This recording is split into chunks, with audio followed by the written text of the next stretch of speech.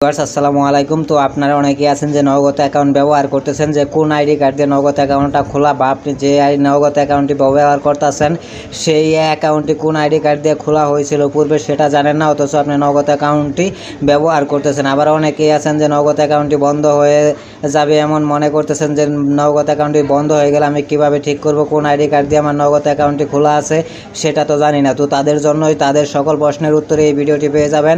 তো আপনি কিভাবে চেক করবেন যে আপনার কোন আইডি কার্ড দিয়ে আপনার নগদ অ্যাকাউন্ট খোলা আছে, বা কোন আইডি কার্ড দিয়ে বা এনআইডি কার্ড দিয়ে আপনার নগদ অ্যাকাউন্ট খুলছেন, তো সেটি আপনি কিভাবে দেখবেন। তো আমি একেবারে খুব সহজে দেখিয়ে দিচ্ছি।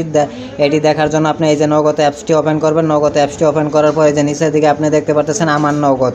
তো আমার নগদ এই অপশনটায় আপনার চলে যেতে হবে। এই অপশনে চলে আসার পর, তো এই অপশনে কিন্তু আপনারা প্রায় সবাই আসতে পারেন। তো এখানে আসার পর এই যে আপনি এখানে দেখতে পারবেন যে এখানে কিন্তু 5 নাম্বার একটি অপশন রয়েছে। তো এই যে আপনি দেখেন এই KYC পুনরায় জমা দিন। তো KYC পুনরায় জমা দিন এই অপশনটায় যদি আপনি চলে আসেন, তো এই সব অপশনটায় চলে আসার পরে কিন্তু আপনি এখানে দেখতে পারবেন যে কোন আইডি কার্ড বা কোন জন্ম নিবন্ধন বা আইডি কার্ড দিয়ে আপনার এনআইডি কার্ড দিয়ে আপনি আপনার নগদ অ্যাকাউন্টটি খুলছেন। তো এই যে আপনি দেখতে পারতেছেন যে এটা কিন্তু অটোমেটিকলি চলে আসছে। তো এখান থেকে কিন্তু আপনি আইডি কার্ডের প্রথম পার্ট এবং দ্বিতীয় পার্ট দুটোটা অপশনই দেখে নিতে পারবেন যে আপনি কোন আইডি কার্ড দিয়ে আপনার নগদ অ্যাকাউন্টটি খুলছেন বা ওপেন করছেন।